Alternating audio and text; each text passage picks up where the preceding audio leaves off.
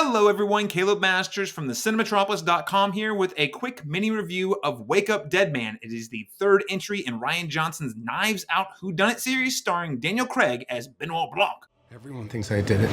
I didn't do it. This goes way beyond normal police work. This is something even I have not experienced.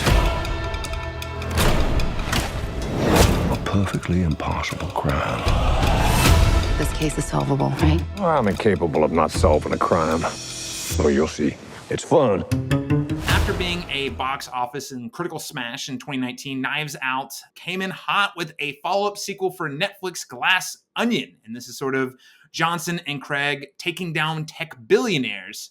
And they're back for round 3. Is it possible to keep the Knives Out momentum going? Or is it time for Benoit Blanc to take a quick seat on the bench? It is time to discover what this flock of wicked wolves is hiding.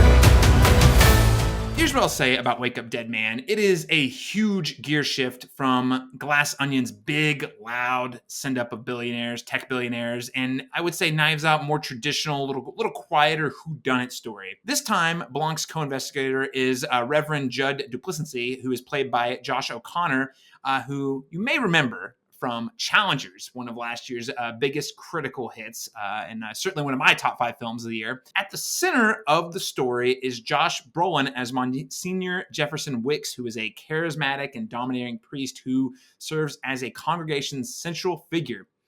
And within his congregation are classic Knives Out, an all-star cast, including Glenn Close, Jeremy Renner, Andrew Scott, Kaylee Spaney, Daryl McCormick, and Thomas Hayden Church, among a few other really fun appearances. One thing I like about Wake Up Dead Man is that the film has a lot more on its mind, specifically about the place of religious institutions in the year of 2025, what draws individuals to follow a cult of personality or get sucked into a cult of personality, and also the hypocrisy of righteousness that is very much at the play in our world today.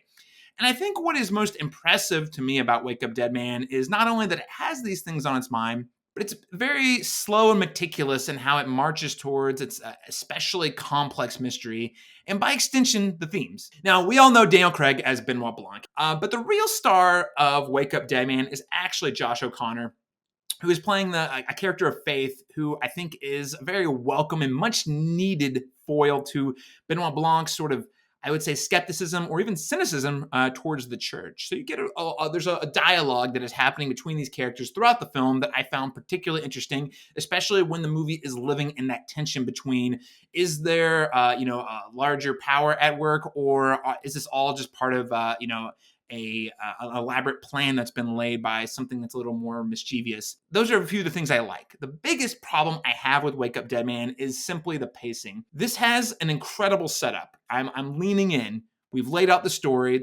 I won't spoil it, but there's a really interesting framework in which they're exploring the setup. And then we get a second act that almost loses the thread. It kind of goes in a lot of different places. There was a couple of times I was starting to look at my watch and think, hey, where are we going with this? The story seems like we're really hung up on a lot of different red herrings or subplots that are going nowhere.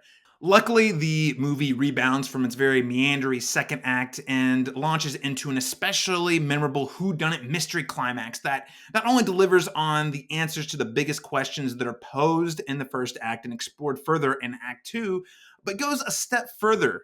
Instead of just giving us answers, it's also giving us revelations for the audience to not only think about, but really be chewing on and applying to our real world today long after the credits have rolled. And in my opinion, this is the most powerful kind of mystery, one that not only challenges the audience to solve the mystery, but more importantly, asks the audience to think about the why and what do these reveals mean about us as individuals. Lots of things to chew on, and that is why Wake Up Dead Man is probably, while also perhaps the most deeply flawed of the three from a scripting perspective, is also my personal favorite. It's exploring a lot of ideas that I think are very rich.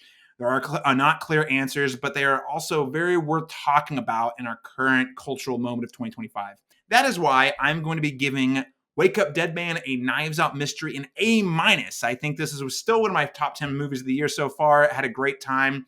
Even though it's the third Knives Out film, it is not doing anything like the second movie, which was also not doing anything like the first movie. So it continues to show that Rian Johnson knows how to bring really, really unique ideas to very familiar genres, and that he's not a one-trick pony. So again, this film opens in some U.S. theaters today for 1 week only. So that clock is ticking, ladies and gentlemen. Otherwise, yes, absolutely watch this when it debuts on Netflix on Friday, December 12th. If you enjoyed today's review, I've got great news. We're going to be having an in-depth discussion with Lauren Chapman next month, closer to the film's Netflix debut.